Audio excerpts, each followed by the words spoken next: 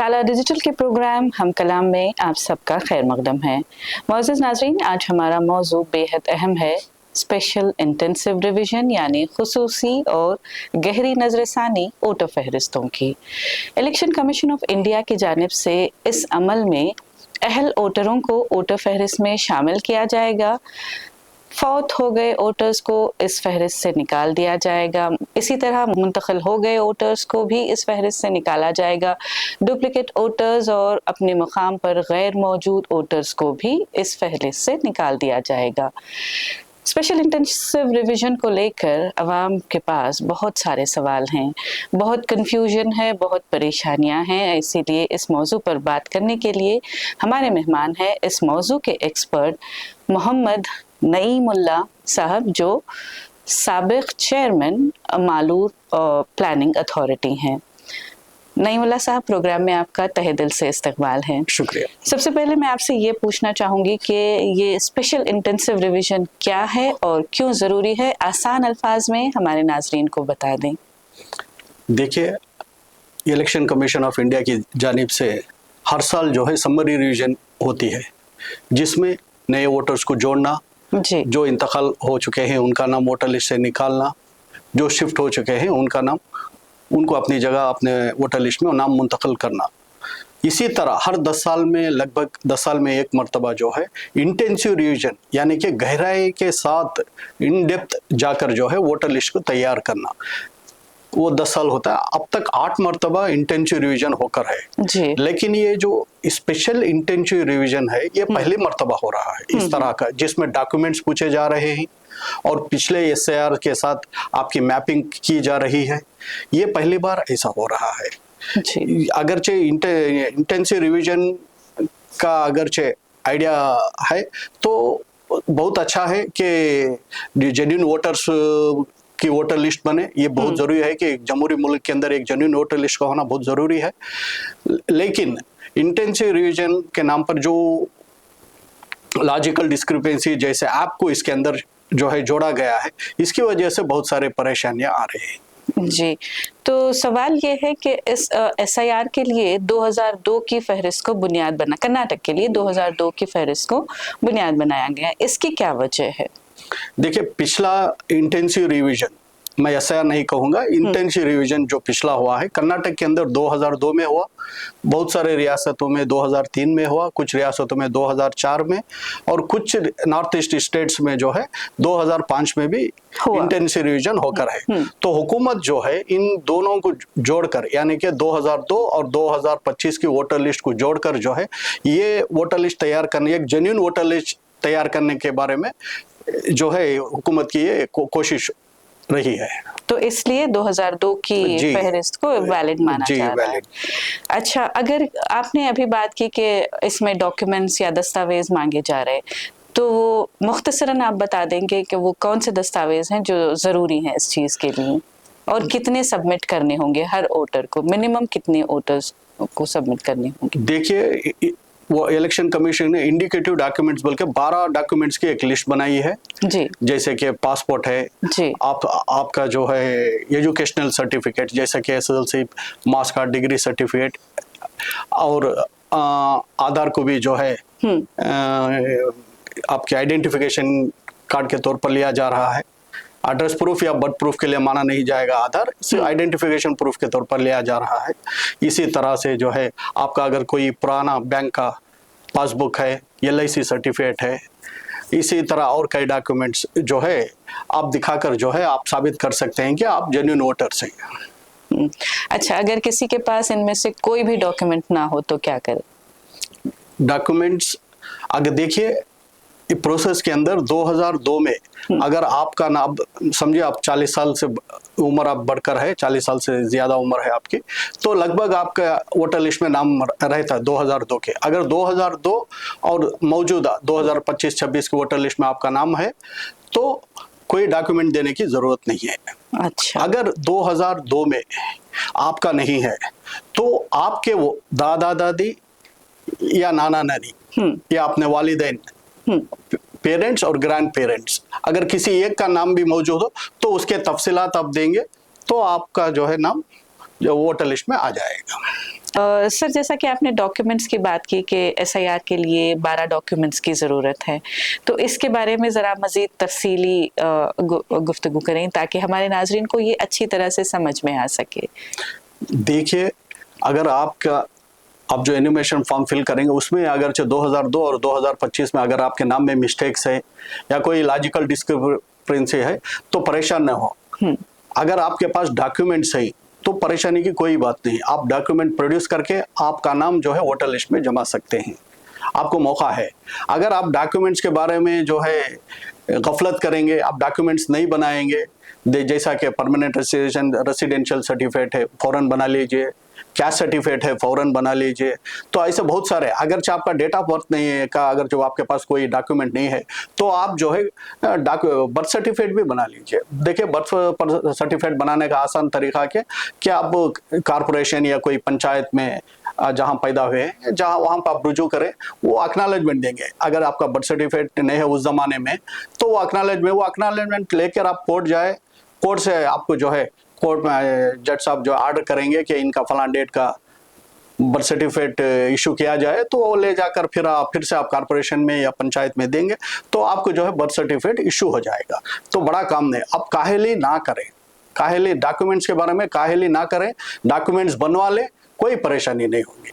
अगर डॉक्यूमेंट्स नहीं बनाएंगे तो परेशानी जरूर आएगी।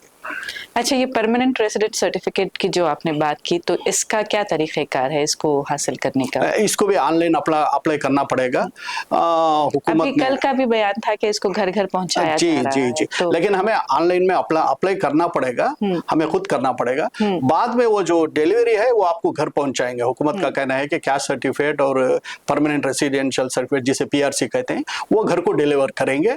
ये पहली बार इस तरह से हुकूमत की तरफ से इक़दाम किए जा रहे हैं।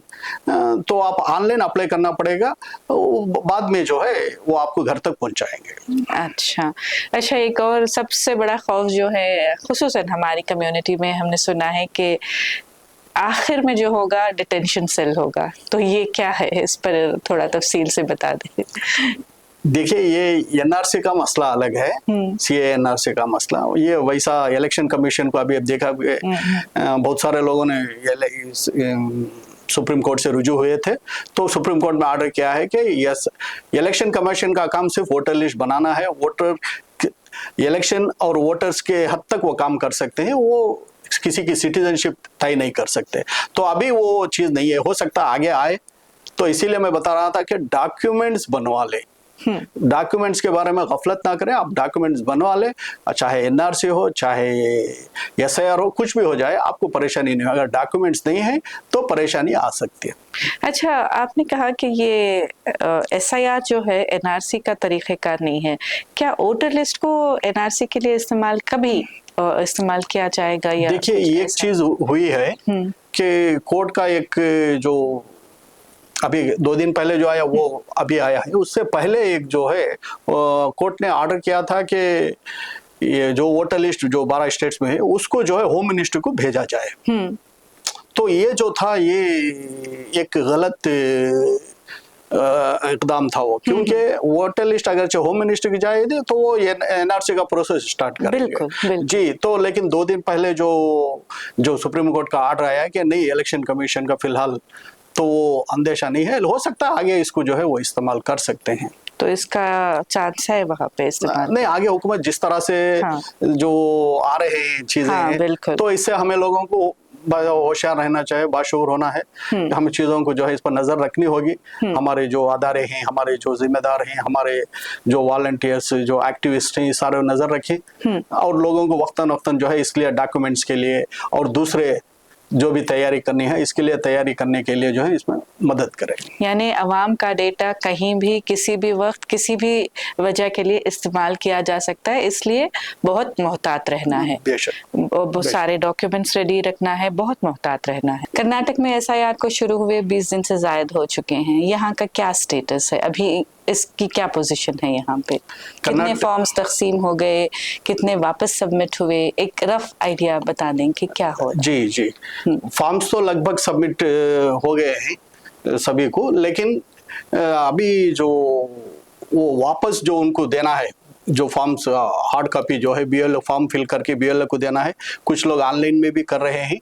ये अभी तादाद काफी कम है, अभी बहुत सारे लोग जो है देरी कर रहे हैं। मैं गुजारिश करूंगा कि जल्द से जल्द अपने फॉर्म को फिल कर बीएलओ को के पास जमा कर दे। जो लोग ऑनलाइन में करना चाहते हैं कर सकते हैं, अगर ऑनलाइन में कर रहे हैं तो हार्ड कॉपी की क्या भी जरूरत नहीं, आप फॉर्म फिल करके देना क्या भी जरूरी नहीं है, ऑनलाइन में भी कर सकते हैं। जो लोग बीएलओ को फॉर्म देना चाहते हैं फौरन फिलअप करके बीएलओ से मुलाकात करके आप फॉर्म दे दीजिए, क्योंकि आप फॉर्म लेने के बाद बीएलओ फिर से वो ऑनलाइन में जो है डिजिटलाइज करेंगे उसको जो है उसका आपके सारे डिटेल्स को अपलोड करना है।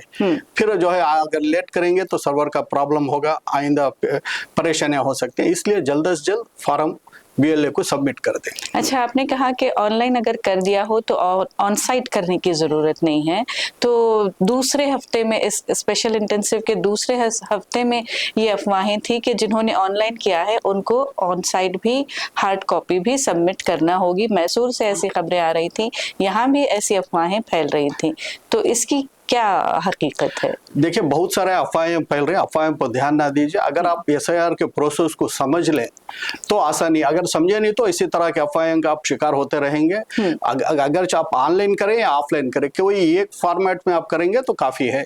फिर से आप अगर ऑनलाइन में किए हैं तो फिर से हार्ड कॉपी देना कोई जरूरी नहीं। हाँ, आप चेक कर सकते हैं कि आपने जो ऑनलाइन से किया है उसे क्या बीएलओ ने वेरीफाई किया है, क्या आपका फॉर्म वेरीफाई होकर है, ये आप चेक कर सकते हैं, सबमिट होकर है या नहीं। ये आप ईसीआई नेट के थ्रू जाकर जो है आप अपना एपिक नंबर डाल के चेक कर सकते हैं कि आपका फॉर्म सबमिट हुआ है या नहीं है। अगर ऑनलाइन फॉर्म सबमिट हो गया है तो उसकी कोई एक्नॉलेजमेंट दी जाती है या कैसे उसको ये किया? जी, मैं वही बता रहा हूँ। अगर आप चेक करना चाहते हैं कि आपका ऑनलाइन फॉर्म जो आपने सबमिट किया है तो उसे आप इसी नेट में जाकर जो है आपका जो है एपिक नंबर अगर डालेंगे तो आपको पता चलेगा कि ये फॉर्म एक्सेप्टेड बोलकर जो है सबमिटेड द फॉर्म बोलकर आपको मैसेज दिखेगा। इसका मतलब ये होगा कि आपका फॉर्म सबमिट हो चुका है, ये यही आपके लिए एक्नॉलेजमेंट है। अच्छा, एक और बात थी कि अगस्त के बाद जो है नोटिस भेजे जाएंगे, इसकी जरा तफसील बता दें कि ये किन को और किस लिए, किन वजूहात पर भेजे जाएंगे? देखिए, ड्राफ्ट रूल्स के हिसाब से जी, इलेक्शन कमीशन ने जो शेड्यूल अनाउंस किया था उसके तहत 5 अगस्त को जो है ड्राफ्ट लिस्ट पब्लिश होने वाली थी। अभी जो है 10 दिन का उसका एक्सटेंशन देकर है, यानी कि अभी 17 तारीख के बाद जो है ड्राफ्ट लिस्ट पब्लिश होगी। अगर आपका नाम ड्राफ्ट लिस्ट में नहीं है यानी कि नो मैपिंग है तो आपको जो है नोटिस आएगी, आपको मैपिंग का फिर से जो है आपको दस्तावेज देने पड़ेंगे। अगरचे आपका नाम ड्राफ्ट लिस्ट में है लेकिन फिर भी आपको नोटिस आ सकती है, यानी कि अनोमली लॉजिकल डिस्क्रिपेंसीज, जो डिस्क्रिपेंसीज आपके नाम, यानी कि ये एज का मिसमैच है, आपके और वालिदैन के एज के बीच में अगर जो उम्र का फर्क ठीक नहीं है या आपके नाम में स्पेलिंग्स मिस्टेक्स हैं, तो ऐसे सारे चीज़ों के जो है के लिए जो है नोटिस आ सकते हैं आपको। अच्छा, तो ये भी अफवाह है कि ये एक तरह की, पता नहीं अफवाह है या कितना हकीकत भी है इसमें, बैकडोर एंट्री टू CANRC है, तो क्या ये सही है कि कम्युनिटी को बहुत हद तक बेदखल करने के लिए ये चीज़ें की जा रही हैं, पर्टिकुलरली मुस्लिम्स को, माइनॉरिटी कम्युनिटीज को? देखिए, जिस तरह से अब दूसरे स्टेट्स में हुआ है, इसमें जो है ये बात सामने आई है कि 30% मुस्लिम्स के नाम डिलीट है, बाकी 70% दूसरे नॉन मुस्लिम्स के नाम से भी डिलीट होकर है। तो ये प्रोसेस से पता चलता है कि अगर आप ऐसा कहें कि जिस तरह से दूसरे स्टेट्स में इलेक्शंस भी थे और रिजल्ट्स भी आए, इस तरह से अंदाजा लगाया जा रहा है कि नॉन बीजेपी वोट्स को काटने के लिए किया जा रहा है। अच्छा जी, तो आप जो रिजल्ट्स आए हैं उसको देखने के बाद यही लगता है। अच्छा, अब तक इस प्रोसेस के थ्रू कितने वोटर्स के नाम कट गए? क्योंकि एक अखबारी खबर थी कि तकरीबन 6 करोड़ लोग जो है अब तक इस प्रोसेस में निकल चुके हैं, उनके नाम डिलीट हो चुके हैं। जी, देखिए, जो 12 स्टेट्स में जो एसआईआर हुआ उसके बाद 6.5 करोड़ लोगों का नाम डिलीट हुआ था, लेकिन डबल एंट्री से और डेथ से और शिफ्टिंग का सब जाने के बाद जो है और बाकी के जो डॉक्यूमेंट्स प्रोड्यूस करने के बाद जो फाइनली 5 करोड़ के करीब लोगों का नाम डिलीट होकर है। तो अब उसमें कितने लोग वापस शामिल होने के इम्कान है?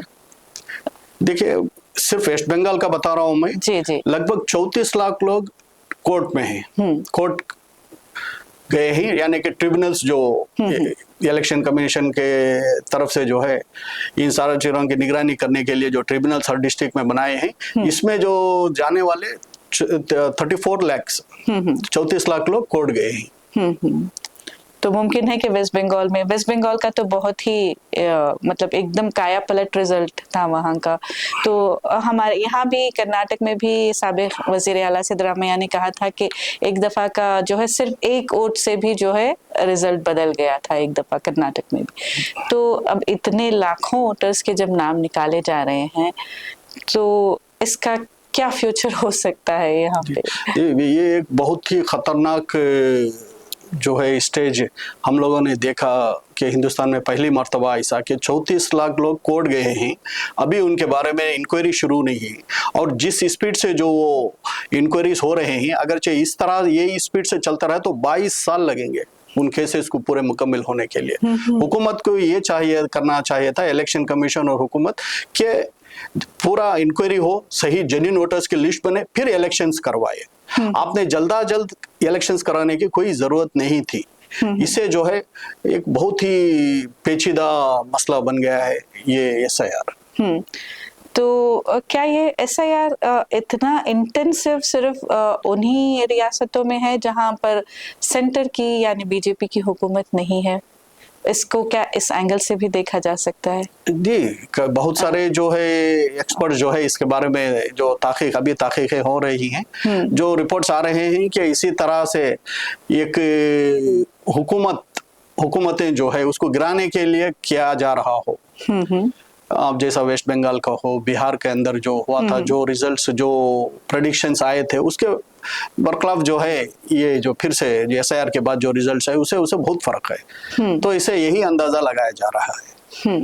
तो वोटरों के नाम हज़फ कर दिए जाएंगे, इलेक्शन रिजल्ट्स मैनिपुलेट किए जाएंगे। एक ये ऐसे बहुत तरीके, पहले वोटिंग EVMs जो है टैंपर की जाती थी, फिर वोट चोरी का मामला हुआ, अब इसको SIR इसकी एक और डेवलपमेंट है। तो अब जो है कर्नाटक में खासकर मंसूर अली खान ने भी जो है वोट चोरी पर काफ़ी एक्सटेंसिव काम किया था और उसकी जो है रिपोर्ट्स राहुल गांधी वगैरह ने भी पेश की थी वहाँ पे। तो मैं ये कहना चाह रही थी कि आपने अफवाहों की बात की, तो अफवाहें बहुत हैं, सोशल मीडिया पर भी हैं, अवाम एक दूसरे से जो फैल रही हैं वो भी हैं। तो सही मालूमात के लिए हमारे पास क्या तरीका है, हमारी कम्युनिटी के लिए इन पर्टिकुलर क्या तरीका है, किसको वो अप्रोच करे? देखिए, जिस तरह से हालात आज मुल्क के अंदर बन रहे हैं पिछले 14 सालों में, तो हमारा पढ़ा लिखा तबका जो है उसे आगे आना होगा। उसे आकर जो है ये सारे चीज़ों पे नज़र रखनी होगी, रिसर्च जो है करना पड़ेगा, तहकीक करना पड़ेगा कि क्या हो रहा है। डेटा बेस हमें जो है जो भी करना है डेटा बेस काम करना है। तो इसको सारे 12 रियासत का डेटा हम देखेंगे तो बहुत सारी चीजें हमारे सामने खुलकर आ गई। इससे पहले अंदेशा था, लेकिन जो है बैकडोर एंड एक तरफ बैकडोर NRC का हो, लगभग इसी तरह से जो डॉक्यूमेंट्स पूछे जा रहे हैं। और इलेक्शन कमीशन ने भी कहा है कि अगर हमें जेन्युइन वोटर्स को करना है तो जेन्युइन सिटीजन्स को ही हमें वोटर लिस्ट में जमाना पड़ेगा, इसलिए हमें पावर्स दी जाए। तो हुकूमत ने उसको इलेक्शन कमीशन की बात को मानते हुए इलेक्शन कमिश्नर को जो पावर्स दिए हैं, इससे यही अंदेशा लगता है कि कोई भी ये इलेक्शन कमिश्नर को सवाल नहीं कर सकते, उनके खिलाफ कानूनी कार्रवाई नहीं कर सकते। तो ये सारे चीजें जो है खुलकर आ चुके हैं आज। तो इसे हमारा तबका जो है इसे बड़ गहराई के साथ, स्पेशली जो एजुकेटेड तबका है उसको खड़ा होना पड़ेगा और जो है इन सारे चीज़ों के ऊपर नज़रसानी करते हुए और ताक़ीक़ की बुनियाद पर जो है फ्यूचर एक स्ट्रैटेजी बनाना पड़ेगा। अच्छा, इसका मैं बाकायदा तरीक़ेकार सुनना चाह रही थी आपसे कि पहले तो शुरू हुआ ये वोटर लिस्ट से, 2002 की वोटर लिस्ट से ढूंढ निकालने का, फिर अब होगा फॉर्म्स सबमिशन का, फिर उसके बाद नोटिस आएंगे, तो उसके बाद क्या है, ये पूरा तरीका क्या, कहाँ जाके ये अमल ख़त्म होने वाला है? देखिए, ये अमल लगभग 17 अक्टूबर को ख़त्म होगा। अच्छा, जब फाइनल वोटर लिस्ट पब्लिश होगी। उससे पहले अभी जो चल रहा है एनुमरेशन फॉर्म्स सबमिशन पीरियड है, ये खत्म होगा। इसके बाद ड्राफ्ट लिस्ट पब्लिश होगी। ड्राफ्ट लिस्ट के बाद क्लेम्स एंड ऑब्जेक्शन पीरियड होगा 1 महीना, यानी कि लगभग 17 अगस्त से 17 सितंबर तक। तो जो है एक क्लेम्स एंड ऑब्जेक्शंस का पीरियड होगा। अगर आप कोई क्लेम्स ऑब्जेक्शंस आपके जो भी यही इलेक्शन कमीशन के सामने यानी ईआरओ के सामने आप पेश हो सकते हैं। अगर चाहे बीएलओ से उस वक्त में काम नहीं होगा, उस वक्त जो है आपको ईआरओ इलेक्टोरल रजिस्ट्रेशन ऑफिसर जो हर असेंबली कॉन्स्टिट्यूशन का एक इंचार्ज ऑफिसर रहता है, उसके पास आप जाना पड़ेगा और आपके जो है मिसमैच हो जो भी आपके क्लेम्स हैं वो आप वहां पर क्लेम्स कर सकते। उसके बाद नोटिस पीरियड होगा 1 महीना, यानी कि 2 महीने claims objection and notice period होगा। उसके नोटिस जो है इलेक्शन कमीशन आपको बीएलओ के जरिए आपके घर पहुंचाएंगे और आपको भी देखना पड़ेगा कि आपका नाम ड्राफ्ट लिस्ट में है या नहीं। और आप ईआरओ ऑफिस जाकर जो है आपके जो भी डॉक्यूमेंट्स हैं दिखाकर अपने आप को साबित कर सकते हैं। अगर कोई कुछ लॉजिकल डिस्क्रिपेंसी वजह के हो, नेम मिसमैच हो, जो डेट ऑफ बर्थ मिसमैच हो, जेंडर मिसमैच हो, पेरेंट्स और आपके एज गैप हो, अगर ऐसा कुछ है तो उस पीरियड में क्लेम्स एंड ऑब्जेक्शन पीरियड और नोटिस पीरियड में आपको जाकर डॉक्यूमेंट दिखा के साबित करना पड़ेगा और उसके बाद फाइनल ड्राफ्ट लिस्ट में आपका नाम आ जाएगा। अच्छा, अगर इस नोटिस पीरियड में किसी को नोटिस ना मिले तो ये बहुत जरूरी हो जाता है कि वो क्या करे? जी, ये बहुत हमारे वॉलंटियर्स और जो सियासी पढ़ेंगे बीएलएस हैं, ये हम इनकी जिम्मेदारी होगी कि लोगों को इसमें जो है मदद करें, क्योंकि बहुत सारे लोगों को मालूम नहीं, बहुत सारे लोग अनपढ़ भी हैं जिन्हें तालीमी ये नहीं है, तो और बहुत सारे लोगों को शऊर नहीं कि कहाँ जाना कैसा करना। तो उस वक्त अब जिस तरह से अभी फॉर्म फिल करने के लिए और लोगों को जो है एसआईआर प्रोसेस के बारे में अवेयरनेस प्रोग्राम्स कर रहे हैं, बहुत सारे एक्टिविस्ट, बहुत सारे वॉलंटियर्स जो है काम कर रहे हैं, इसी तरह से उस वक्त में भी जो नोटिस पीरियड का वक्त होगा, क्लेम्स एंड ऑब्जेक्शन पीरियड होगा, तो हमें वोटर्स को हमें जो है ट्रेनिंग देना पड़ेगा और उन्हें जो है अवेयरनेस कैंप्स चला के उस वक्त किस तरह के दस्तावेज पेश करने हैं, तो ये सारे चीजों के लिए भी हमें काम करना पड़ेगा। अच्छा, वो फॉर्म की जो फिलिंग है, एन्यूमरेशन फॉर्म की जो फिलिंग है, उसको लेकर भी बहुत से डाउट्स हैं। उसके अलावा जो वोटर की अपनी तफसीलात हैं वहाँ तक तो ठीक है, जो राइट साइड का जो कॉलम है वहाँ पे बहुत सारे शुकूक व शुबहात हैं लोगों को, तो उसके लिए क्या ये है? देखिए, ये जो एसआईआर है ये एक अजीब किस्म से जो है एक प्रोसेस चल रहा है। पहली बार ऐसा मुल्क के अंदर हुकूमत इलेक्शन कमीशन की तरफ से ऐसा इतनी गहराई के साथ जो है ये प्रोसेस किया जा रहा है, लेकिन ये पैम्पलेट इलेक्शन कमीशन की तरफ से एक नए लोगों को जो है नहीं दिया गया, जिसके अंदर एसआईआर के सारे तफसीलात हो, फॉर्म किस तरह से फिल किया जाए, किस तरह के स्टेजेस आएंगे, क्लेम्स एंड ऑब्जेक्शन पीरियड में क्या करना होगा, नोटिस पीरियड में क्या करना होगा। तो ये सारे चीजें एक सिंगल पेज के अंदर भी अगर एक पैम्पलेट के तौर पर लोगों को एक घर को एक जो है पैम्पलेट पहुंचा देते तो लोगों को बहुत सारी जो है ये कंफ्यूजन्स नहीं रहते थे।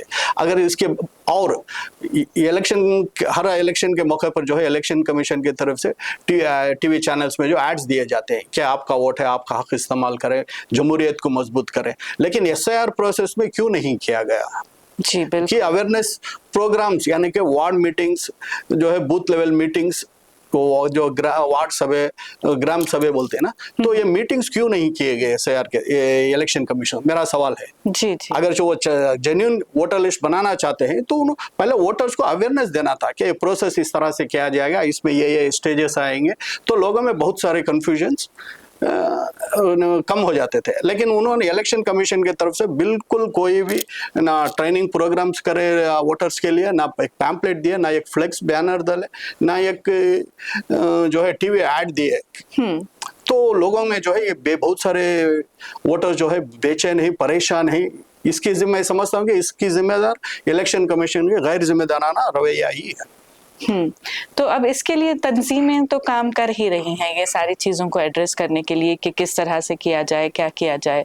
बेंगलोर में इसका कौन सी ऐसी तंजीमें हैं जो इस पे बाकायदा काम कर रही? आप भी तकरीबन 60 से ज़्यादा आपकी वर्कशॉप्स हो चुकी है इस पर, तो बेंगलोर में कोई ऐसा स्पेशल हेल्पलाइन नंबर है जहां से हम कांटेक्ट कर सकते हैं, कुछ ऐसा? जी, बहुत सारे तंजीमें, volunteers, social activist, social workers ने जो है पिछले 4-4.5 महीने से काम कर रहे हैं। कई सारे लोग जो रियासत के बहुत सारे डिस्ट्रिक्ट लेवल में काम कर रहे हैं, स्टेट लेवल में काम कर रहे हैं। और स्टेट लेवल में मतलब एक तरफ से हुकूमत और जो है इलेक्शन कमीशन के बीच जो है किस तरह काम करना और हुकूमत की तरफ से किस तरह से जो है हेल्प लेना, इलेक्शन कमीशन को किस तरह से जो है जाकर रुजू होना, उनसे सवालात करना। ये अलग बात है कि अब तक क्या मेमोरेंडम्स इलेक्शन कमीशन को देकर है, इलेक्शन प्रोसेस के ये एसआईआर प्रोसेस के बारे में जानकारी के लिए इलेक्शन कमीशन से कई सारे सवाल किए गए, लेकिन अभी तक उसका रिटर्न जवाब एक भी नहीं दिया इलेक्शन कमीशन ने। बहुत सारे तंजीमें, यद्देलु कर्नाटका है, बहुत सारे जो तंजीमें हैं जाके हुकूमत से इलेक्शन कमीशन से राबिता करके दिए हैं मेमोरेंडम, लेकिन अभी तक रिटर्न कोई जवाब नहीं दिया है। पिछले 3 दिन पहले जो सवाल करने गए तो उल्टा उनको डिटेन करे, उनको पुलिस को लाकर जो है उनको डिटेन करे। डॉक्टर वासु जो उनकी टीम है सब गए थे, मगर इलेक्शन कमीशन का रवैया अलग ही है। तो अब इस तरह के रवैये में जहाँ कोई जवाबदेही नहीं है, कोई तरह की अकाउंटेबिलिटी नहीं है यहाँ पे, तो अब ऐसे रवैये में ये कैसे यकीनी बनाया जाए कि ये सारा प्रोसेस जो है अंडर सर्वेलेंस है या बाकायदा निगरानी में किया जा रहा है, यहाँ पे कोई जो है धांधली नहीं हो रही है इसमें करके कैसे यकीनी बनाया जाए इस चीज को? सिविल सोसाइटी का ये भी एक ये पहलू है कि हुकूमत को जाकर, अभी जो मौजूदा हुकूमत है, कांग्रेस हुकूमत है, यहाँ से सीएम, डिप्टी सीएम, कैबिनेट से सब मिलकर कई मीटिंग्स किए सिविल सोसाइटी वालों ने। उसमें जो है 12 स्टेट्स को उनके सामने डेटा पेश किया गया कि इस तरह से फला रियासत में ऐसा होकर है, अगर जो होगा तो यहाँ पर भी ऐसा होगा, तो इसकी निगरानी करना चाहिए। तो हुकूमत की जानिब से भी जो है बहुत सारे इक़दाम किए हैं कि जेन्युइन वोटर्स, जो जेन्युइन पक्का वोटर है तो उसका नाम किसी भी तरह से वोटर लिस्ट खारिज ना हो, तो उसके तरफ से हुकूमत से भी बहुत सारी कोशिश की गई हैं। जैसा कि जो इस पे ये परमानेंट रेसिडेंशियल सर्टिफिकेट हो या कैश सर्टिफिकेट, उसे फौरन दिया जाए। कल से जो है परमानेंट रेसिडेंशियल सर्टिफिकेट का भी जो है प्रोसेस स्टार्ट करके है, ताकि जेन्युइन वोटर्स को जो है वोटर लिस्ट से ना निकाला जाए। कोई इंतकाल हो चुका है तो निकाले, डबल एंट्री है तो निकाले, लेकिन जेन्युइन वोटर्स को किसी भी तरह से एक वोटर को भी नहीं निकाले। हुकूमत की तरफ से कोशिश है। इसके पीछे सिविल सोसाइटी ने भी बहुत काम किया है। सिविल सोसाइटी के बहुत सारे एक्टिविस्ट जो है इसके पीछे निगरानी कर रहे हैं। मैं पढ़ा लिखा तबका जो है, मैं स्पेशली हमारे कम्युनिटी का, मैं उनसे गुजारिश करूंगा कि आप लोग सब जो है जुड़े, जो है इस तरह इस पर निगरानी रखें और इस पर कोशिश करें कि कोई भी जेन्युइन वोटर जो है वोटर लिस्ट से बाहर ना हो। हाँ, और इसके लिए अवाम को आप क्या मशवरा देना चाहेंगे कि वो अपना वोटिंग का हक महफूज कर, हर हाल में महफूज कर सकें? देखिए, ये काम हर बूथ लेवल में, हर कॉन्स्टिट्यूंसी लेवल में जो है टीम्स बनकर काम करना पड़ेगा। अब बूथ है, बूथ के अंदर 1200, 1400 वोट्स रहते हैं, तो वो वोटर्स रहते हैं, तो उन वोटर्स की निगरानी के लिए एक टीम बनाई जाए। वहाँ के जो है जो बाशऊर लोग हैं वो मिलकर एक टीम बनाए। इसी तरह से असेंबली लेवल में जो ERO, तहसीलदार और DC से जो है वक्फे उनसे मुलाकात करके जो है जो भी परेशानी आ रही है उसको दूर करने की कोशिश करें, तो तभी जाकर वोटर्स की जो है सही वोटर लिस्ट बन सकती है। वरना वोटर्स बहुत परेशान हैं और आगे और ज्यादा परेशानियां हो सकती हैं। नईमुल्लाह साहब, आपका बहुत बहुत शुक्रिया कि आपने इतने अहम मौजू पर अपने तजुर्बात और अपने ख्यालात हमारे नाजरीन के साथ शेयर किए। मैं समझती हूँ कि हमारे नाजरीन के बहुत सारे सवालों के जवाब मिल गए होंगे। इसके अलावा भी आपके पास कोई मसला हो, कोई सवाल हो, तो हमें कमेंट सेक्शन में ज़रूर बताएं। हम इसका जवाब आप तक ज़रूर पहुंचाने की कोशिश करेंगे। अपने नंबर्स शेयर करें ताकि हम आपके जवाब पहुंचा सकें। हमारे मेहमान नईमुल्लाह साहब का एक बार फिर तहे दिल से शुक्रिया है कि आपने हमारी दावत पर ये इतना अहम मौजू पर अपने मालूमात शेयर किए। बहुत बहुत शुक्रिया सर। शुक्रिया।